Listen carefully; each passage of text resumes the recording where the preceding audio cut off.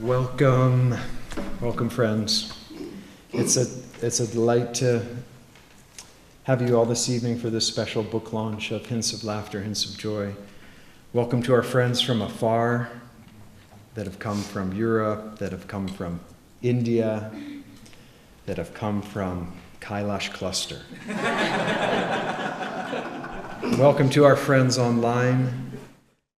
And in tune with the title, Hints of Laughter, Hints of Joy, we have a special singing group tonight performing a special song of Swami Kriyananda's called God's Call Within. God's Call Within.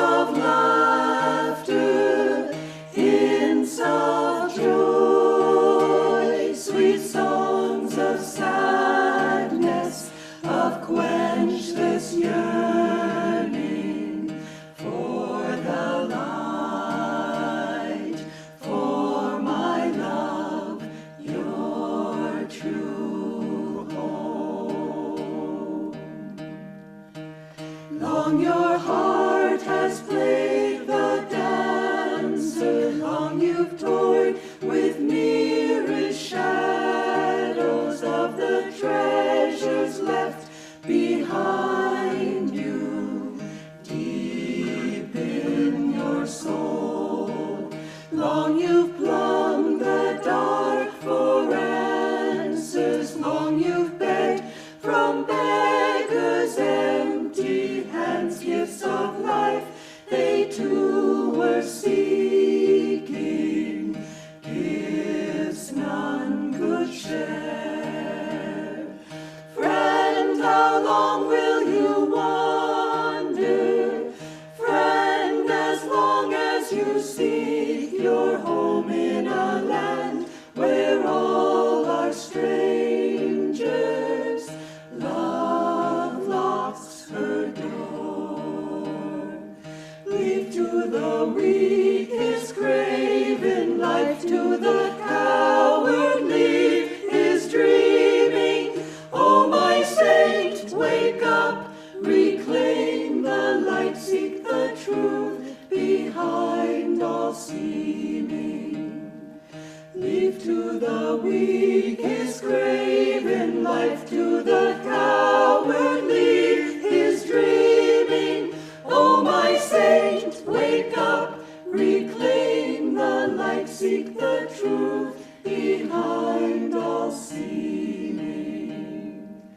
Turn, turn, turn within, in silence of soul, in cave of love, find my abode. Listen,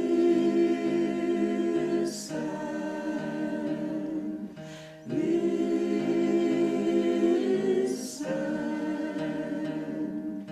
whispering within your soul, hints of laughter, hints of joy, sweet songs of sadness, of quenchless yearning for the light, for my love, your true home.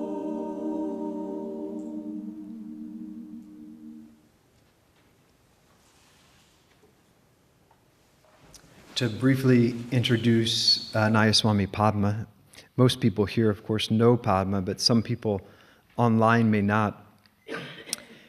Swami Kriyananda has an affirmation on self-expansion, and it goes like this: I feel myself in the flowing brooks, in the flight of birds, in the raging wind upon the mountains, in the gentle dance of flowers in a breeze. Renouncing my little egoic self, I expand with my great soul self everywhere.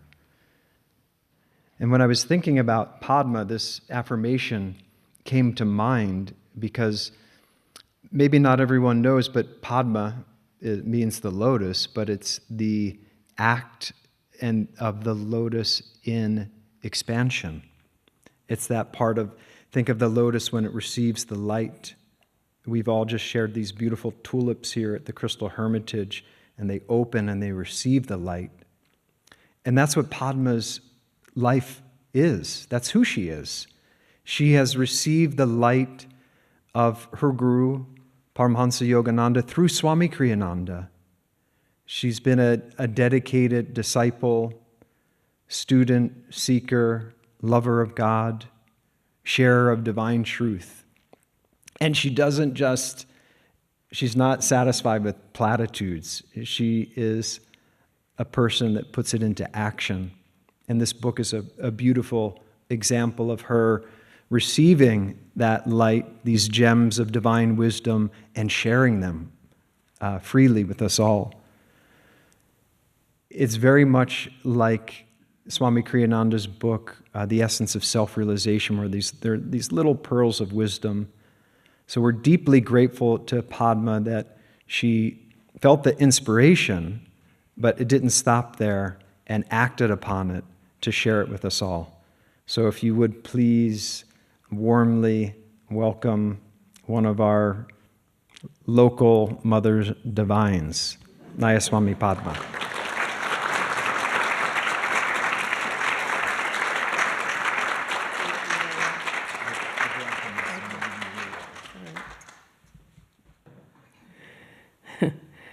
That music was just exquisite.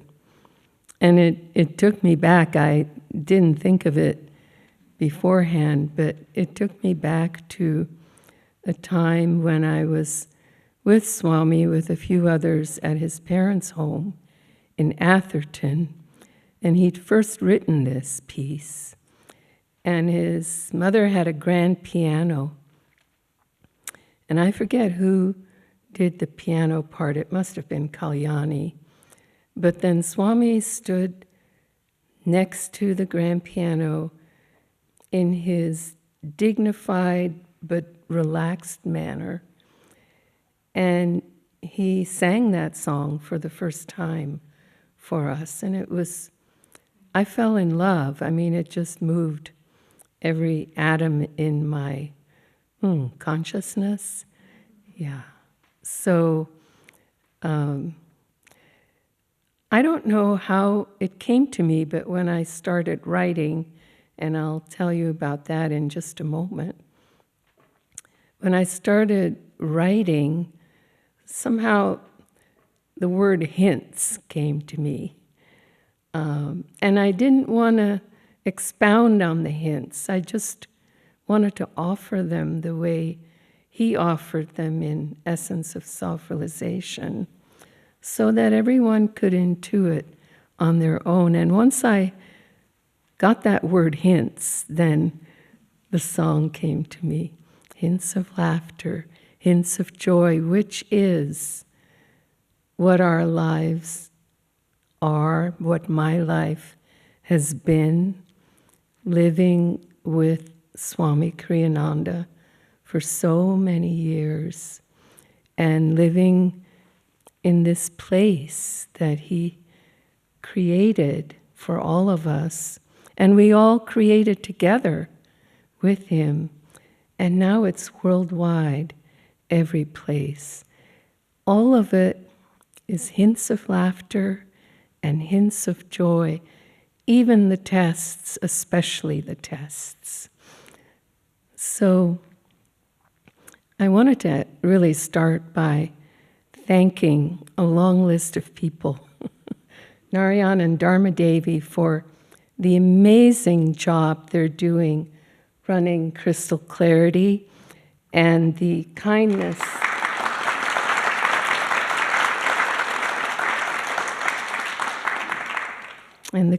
in their hearts to publish this book.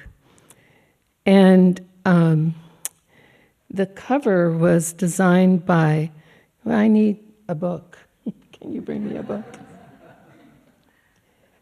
It was designed by Tej in Italy, Tejendra. And Madhavi did all the inside, what we used to call typesetting in my days, but it's not that anymore. It's something different. And she did a beautiful job. She's an unsung hero behind the scenes of all the books of crystal clarity. And I wanted to thank Nancy Callan and Becca in Seattle, who helped me with proofing and editing, and Ram Bhakta, who gave it another glance because Lakshman said it needed another glance. And then, of course, Lakshman. And his service, doing what he calls proofing, but it's way more than that, is really, you can tell that he was trained by Swamiji because he makes himself transparent, invisible. He really tries to bring out what you're trying to say and not his own thoughts. I think it's what Master meant when he said to Swami, edit but don't change a word. Meaning don't change a thought. So it was like icing on the cake, getting to work with Lakshman on this book. You know, I write in the book, if you're going to read any part of it at all, what led me to writing it, because I never planned to write a book. That's not what Padma does. You know? I don't write them, I publish them. I used to publish them. But what I realized is that it took me, I got to spend time with Swamiji. What can I say? It wasn't work, it was a gift. And it took me on a sort of a ride down memory lane. Some of it with Swamiji and some of it just with Ananda.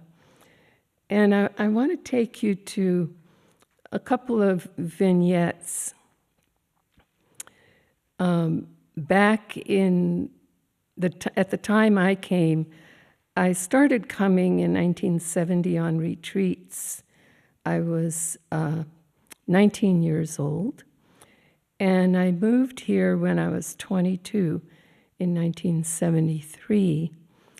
And somewhere early on, my job became accounting, bookkeeping, and I was sharing an office with Seva up at what we called Pubble, which is the Hansa building that most of you know. And in that building at the time, Jyotish was the general manager. He had a private office, and it was right next to the office Seva and I shared. And I remember, correct me if I'm wrong, but I remember in the sliding window between our offices, you kept a beanie hat with a little propeller on it. And just to make sure that we knew that there were hints of laughter in this world, in his style of management. And Parvati was there, and Asha was there, and for a little while Shivani was there, I think. Nalini was on the Verityper, which literally was the typesetter back then. And Swami still had an office at that point. But he didn't come to the office, he wrote at home. But he would come into the office to work with the typesetting and the, editors and, not editors, he never had an editor, but people having to do with publishing his books. He would come in then. And there was one line that came into the building, one telephone line, and it was next to my desk, which meant that I answered the phone most of the time, even though that wasn't technically my job. And it was the only line into Ananda other than the payphone market, which most residents used as our own phone, and they gave it the number to their parents and friends, and so that was down at the market. But the public line for Ananda came in right next to my desk. So I would write these little messages, and that's how we took reservations for retreats. Somebody would say, I'd like to come this and that date. And at the end of the day, I would drive home in the evening, and I would go by the retreat office at the old retreat, because I lived at the old retreat. Sorry, it's the old retreat to me. And I would give whoever was working on staff there for the retreat the reservations, and then they would write messages back to those people, give me the notes, and when I went back to the office the next day, I would call those people with the answer. So, it took a long time to make a reservation for most people. And then there was another phone that we had. It was bright red, and we called it the bat phone because it was the internal line between the publishing building, or the office building, I should say, and the market. So luckily, the bat line was not near me. Somebody else answered the bat phone. But life was simple, if you get the picture. And so at one point, when Swamiji started writing The Path, we would all pack into the back of the truck, the retreat truck, who we called Shakti, had consciousness, and we would bounce all the way to Ayodhya, to his dome, which was tarped back then, that he lived in. And we would have these opportunities, satsangs. He invited us to come and listen to whatever he had written that week for the path. And then he would stop and he would say, "What do you think?" to us. And we'd all sit there looking at him like, we were gaga. It was, of course, beautiful and seemingly perfect, and what could we possibly say? And so this went on week after week. And finally, he said, he got a little annoyed. He said, this is not a one-way street. You need to absorb it and give me feedback. Put your heart into it, put your mind into it, and get involved with it. And I thought that was interesting because it's an important thing for all of us. We can't remain passive. We need to act, and by his example, his actions all had to do with outreach. He was just constantly writing, lecturing, sharing, music, you name it. We don't, not everybody has that same tendency. I remember somebody questioning him about that, and he said, no, we also need people to beautify this place, and there are many different ways to serve.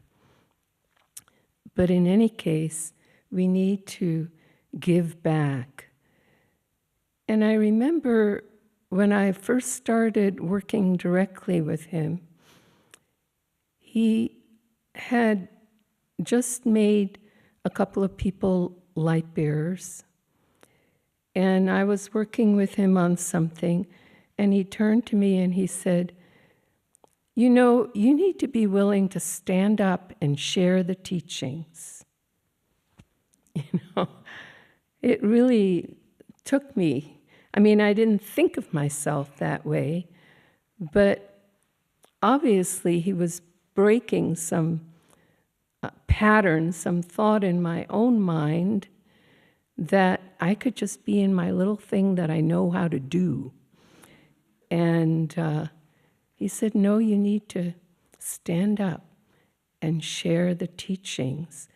Well, he never asked me to write a book. He asked a few people, but he didn't ask me. And then Seva and Ananda passed away. And I had a very strong thought that all the things learned about leadership, about communities, and we feel that especially when we're out there in a colony, in a community in Seattle.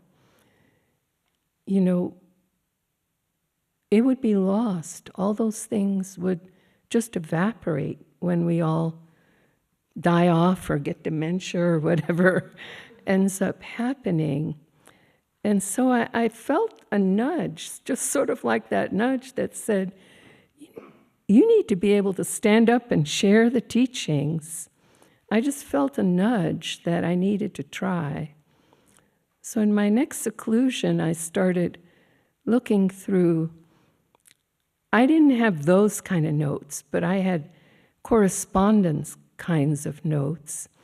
And I had a lot of crystal clarity kinds of instructions and notes, which I want to share with you.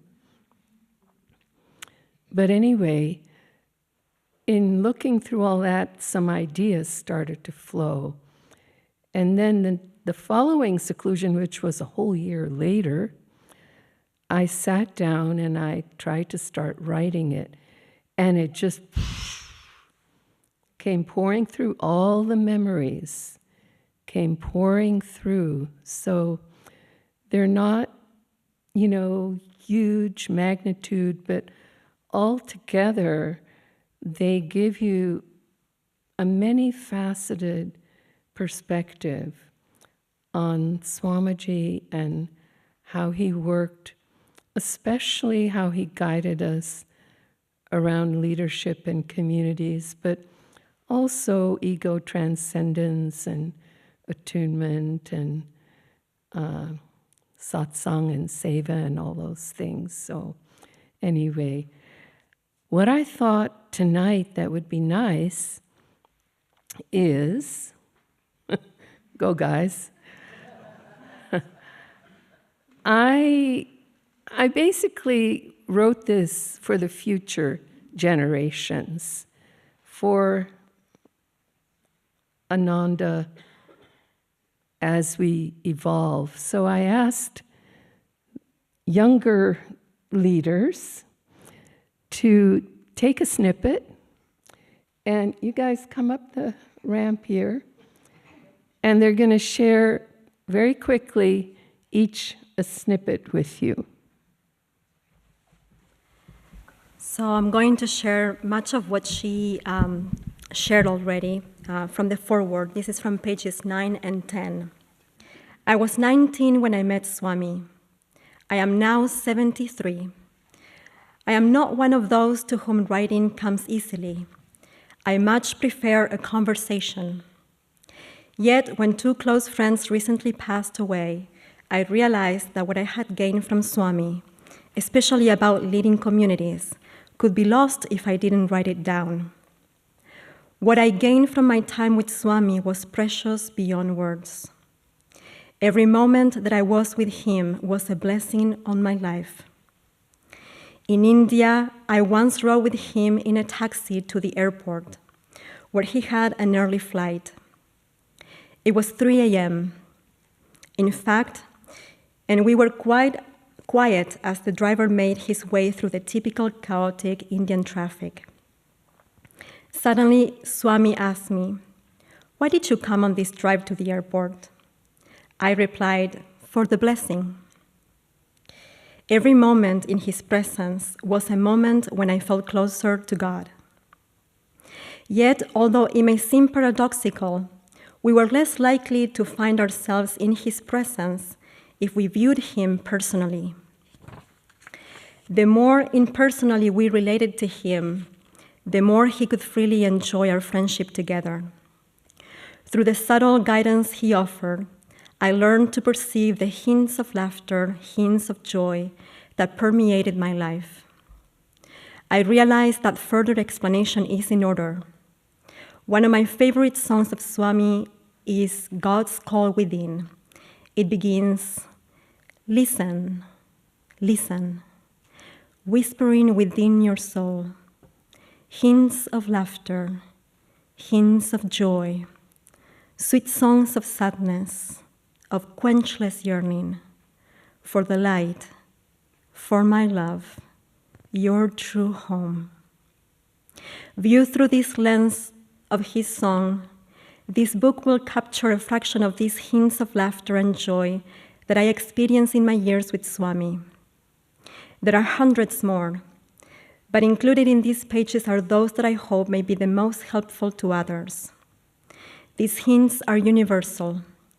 The divine resides at the heart of every atom in creation, and we are all woven from those lustrous threads. And I will share also from Sundara's choice, since he couldn't be here tonight. This is from page 61. Swami used to say, "Every word matters." He counseled us to say only that which would be helpful. Living in the close quarters of a spiritual community, it's even more important in what we say to be careful, sensitive to the feelings of others, and respectful of their current level of understanding. This reflects Swami's definition of maturity, the ability to relate to realities other than our own. If we wish to get along with others and create harmonious friendships, it is critical to choose our words with care. This is true in all meaningful relationships.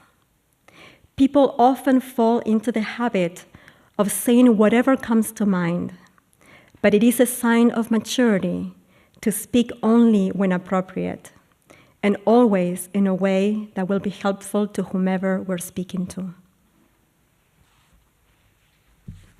This is from page 83, vignette number 2. Swami learned from Yogananda to do every task quickly and efficiently with concentration. In managing his projects, he assigned himself a seemingly endless stream of self-imposed deadlines.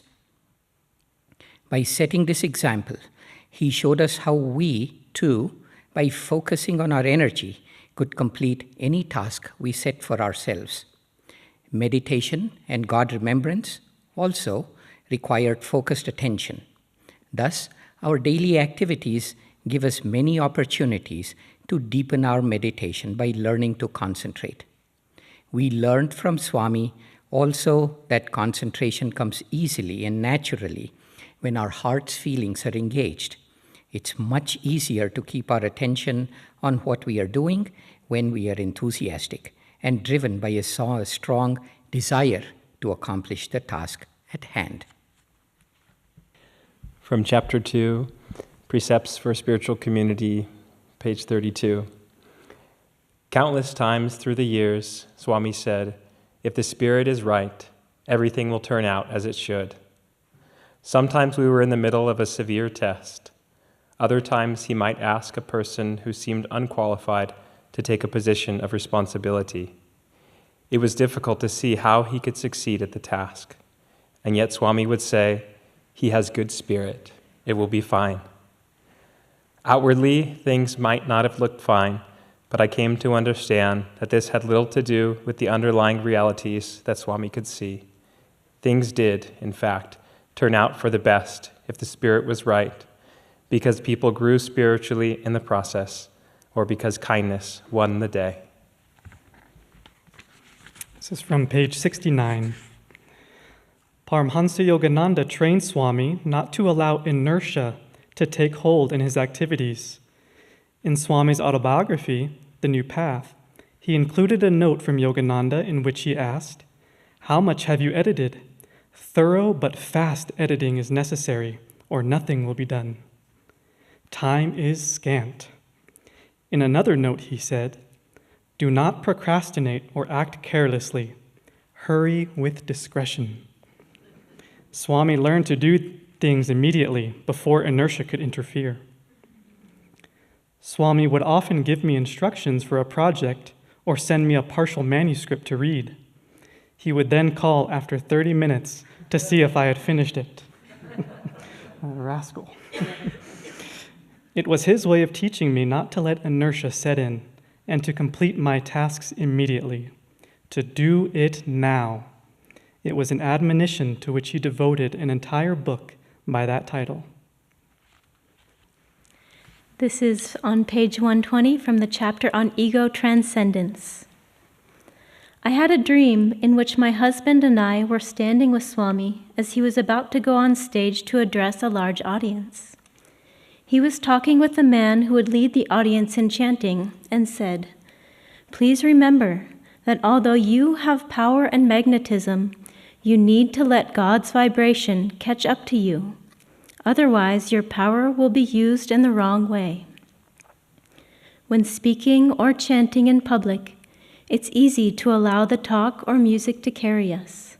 But we need to remember, lest we fall into the insidious trap of the ego, to invite God to speak and sing through us." From chapter 7, Satsang. After Swami moved to India in 2003 to help make Paramhansa Yogananda better known, we visited him perhaps 7 times. During one trip, he required some medical tests the day we arrived, and he invited us to come along. Thus, we found ourselves in a small, crowded waiting room in a spotlessly clean, beautiful hospital in Delhi. Swami immediately began conversing with a family seated next to us. They were Muslims from Bangladesh, and Swami told them that his guru was from Bengal. Swami then burst into song, a Bengali song that Yogananda had sung while Swami was living with him. Although it had been 50 years, he was able to sing it as Yogananda had, recalling every word and note. The man was moved to tears. Keep in mind that the family were Muslims, and this was a Hindu devotional song to the Divine Mother. Swami sweetly spoke to them about Yogananda and then reached into his pocket for a small book of shlokas from the Bhagavad Gita that he had just written. He gave them the book, and the man held it to his heart and expressed deep gratitude. Swami was not proselytizing, simply offering kindness and friendship. These two men on different paths were beautiful expressions of the universal spirit. In the highest octave, fellowship is universal, since we recognize the innate essence at the heart of each person as one and the same. This is from the chapter Precepts for Spiritual Communities.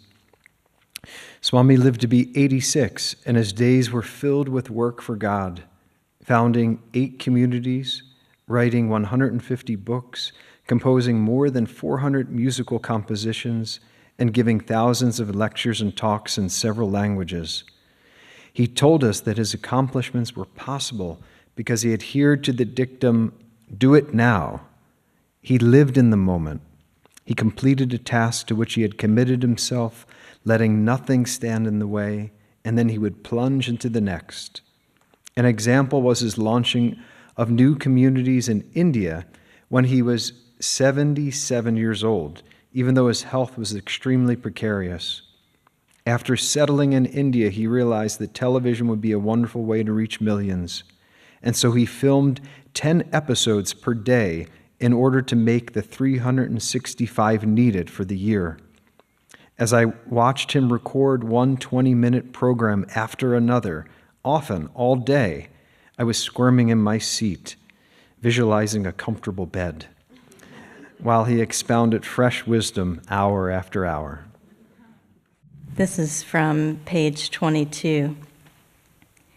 Swami encouraged us to start all kinds of businesses and to exercise our creativity in developing ways to earn an income through community-owned or private enterprises, and in this way to strengthen the community's ability to serve and to gain financial stability. For communities to include families, there will have to be jobs to support them.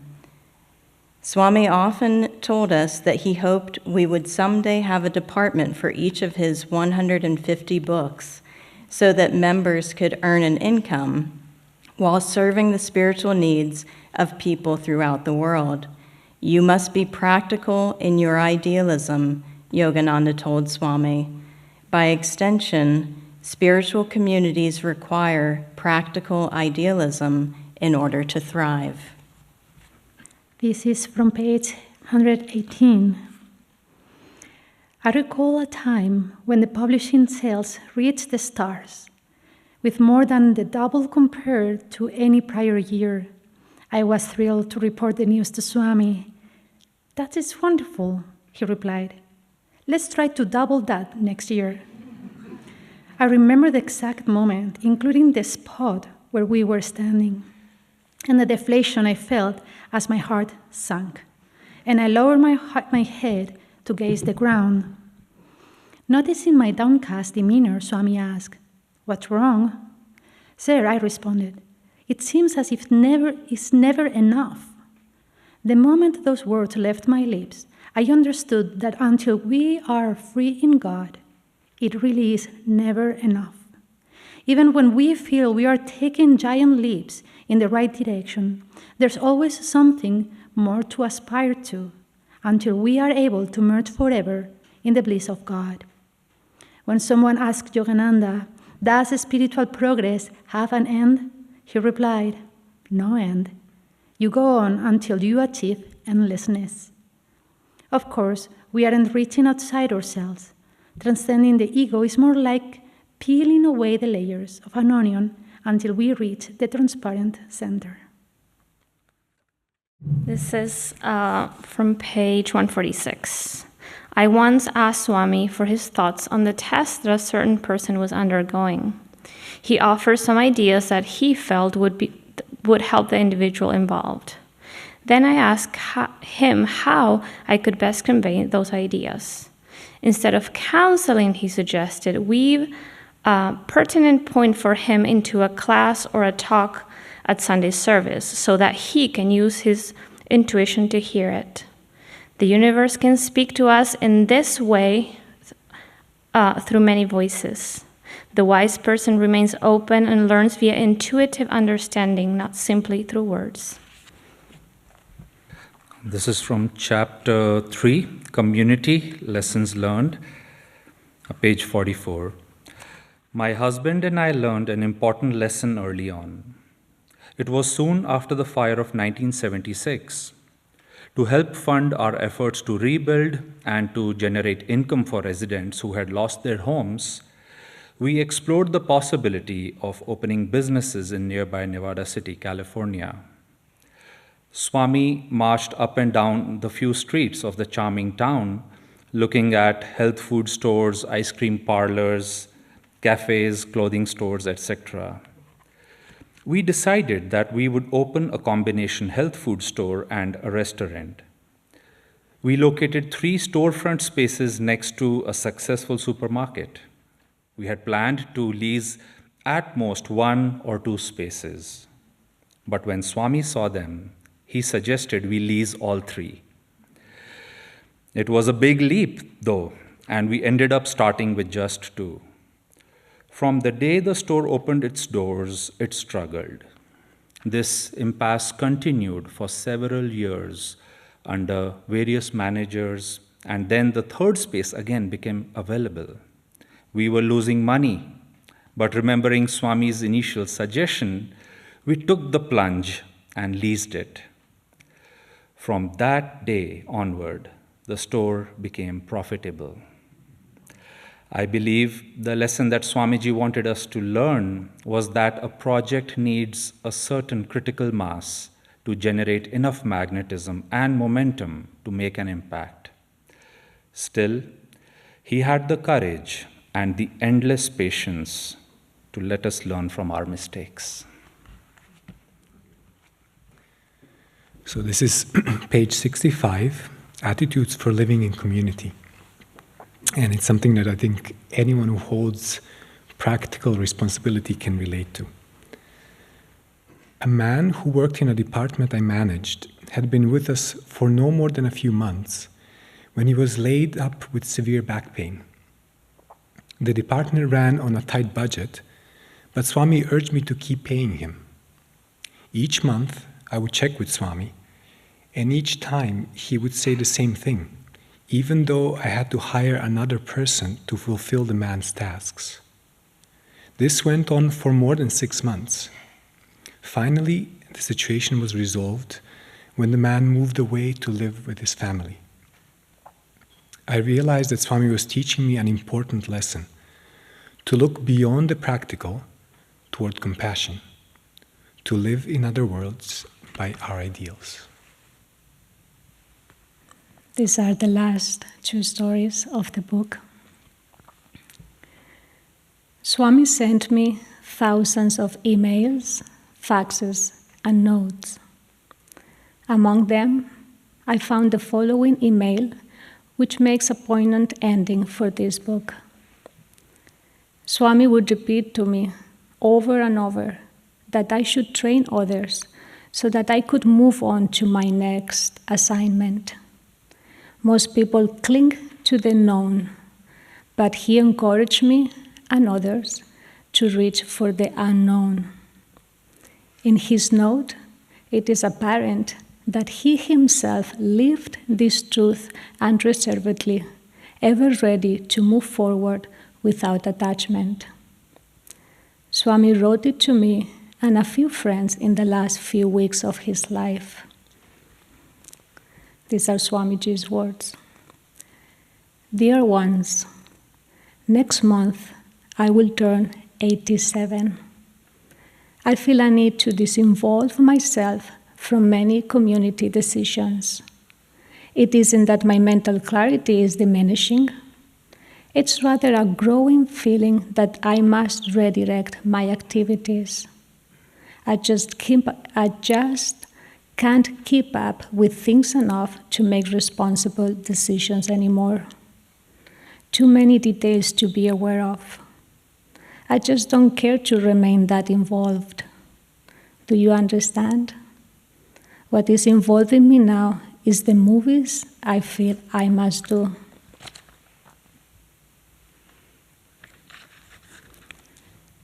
Please help me with this process. You are all very competent.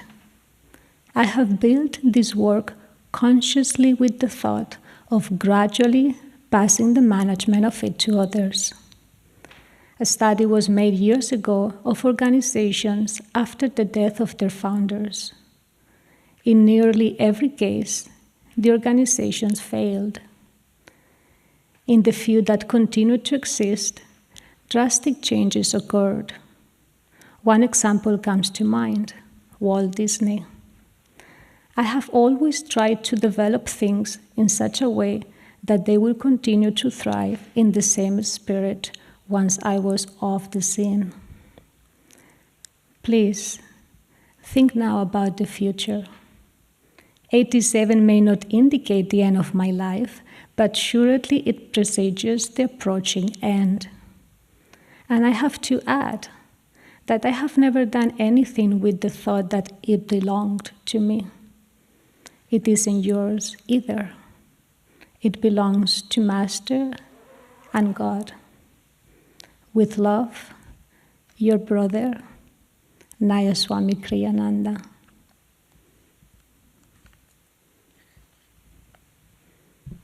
And the last story. A devotee traveling with Swami in Italy asked, Swami, when you are gone, what will we do without you? Swami answered, when I am gone, I will continue to serve Yogananda through you all.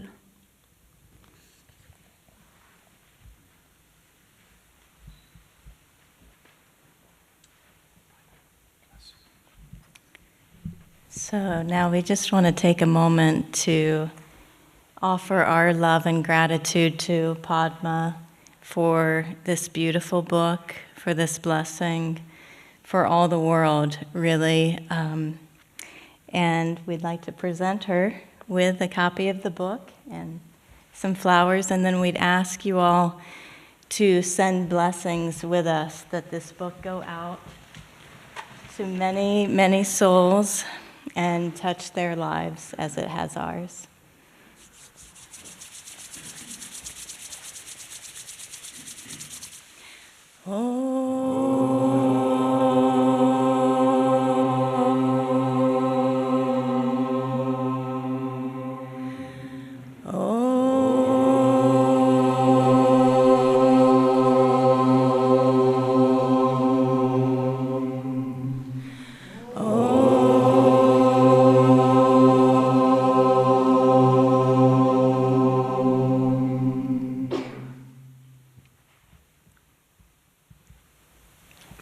And we invite everyone to meet and greet Padma. And if you have a book, you can have your book signed, or you can just say hello.